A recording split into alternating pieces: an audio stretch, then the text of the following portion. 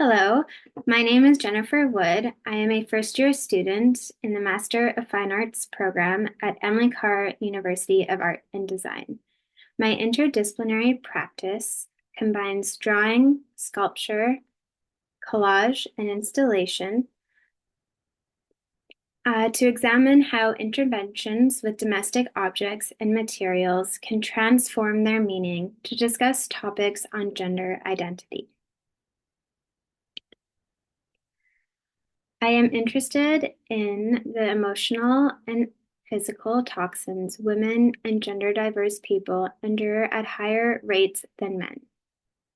To examine the physical toxins, I have worked with anti-aging cream and Botox to examine the overwhelming pressure to preserve youthful appearances. In the image on the left, titled Looking Forward, I drew a large-scale portrait using pencil and then smeared the face to distort all of the details. In the one on the right, titled Botulinum Toxin Vials, I referenced Andy Warhol's soup cans to address the commodification of beauty.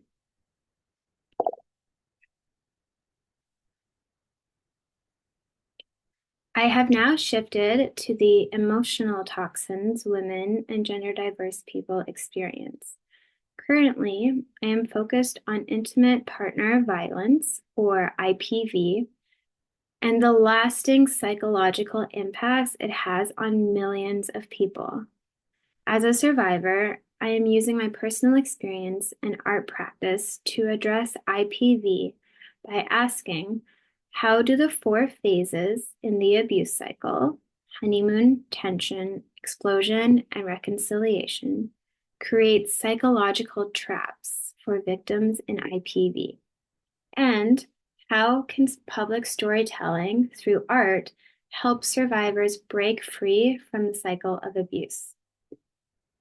Inspired by the short story, The Yellow Wallpaper, by Charlotte Perkins Gilman, I am exploring how I can represent the cycle of abuse using walls and wallpaper.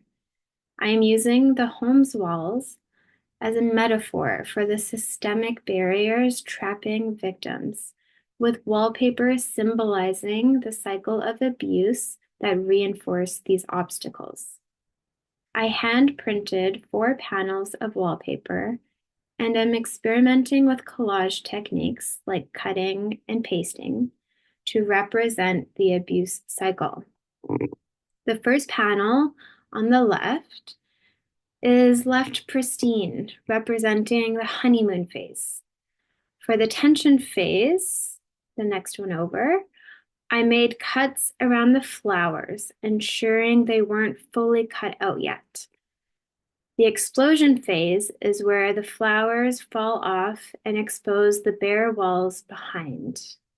And for the last phase of reconciliation, I try to fix the damage by sewing the pieces back together. I aspire to continue this work by drawing on Suzanne Lacey's public installation methods to expose the often hidden nature of abuse by bringing it into the public realm.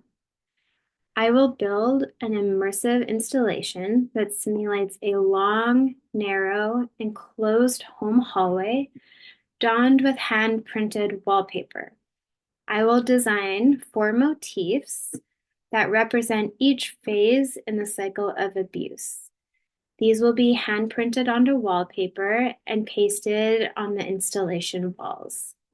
The viewer will enter through a home-style door and walk through the dimly lit hallway with the wallpaper pattern repeating itself to represent the persistent nature of IPV. The viewer will then exit through another home-style door. With this project, I endeavored to publicly acknowledge IPV to help break the cycles of silence, shame, and isolation that allow it to persist. It is through public visibility and open discussion that we continue to address the problem, support survivors, and work towards a safer domestic sphere. By sharing my story, I hope to show that leaving IPV is possible and reclaiming self-agency is within reach. Thank you for listening.